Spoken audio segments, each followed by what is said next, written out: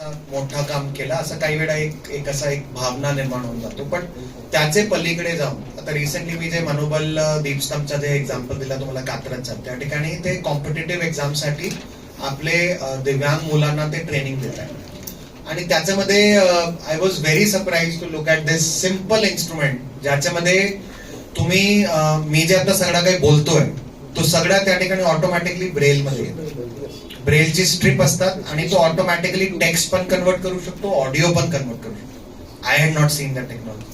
तो पहिल्यांदा मी बघत होतो. म्हणजे टेक्नॉलॉजी एंटरप्रेन्युअरल ऍक्टिव्हिटीचा एवढा मोठा स्कोप या संपूर्ण आपल्या सेक्टरमध्ये आहे आणि तो ओपन होणं खूप गरजेचं आहे. प्रायव्हेट एनर्जी याच्यामध्ये प्रायव्हेट हे स्टार्टअप्स आणि सगळे आले की बरंच आज रोजी जे आपण सांगतो की आपण एखादा असा असिस्टिव्ह डिव्हाइस देतोय त्याला किती पटीने ते वाढून आपला त्याच्यामध्ये इजाफा होऊ शकतोय. So this will be a very big example and almost I think the biggest assistive tech expo ever.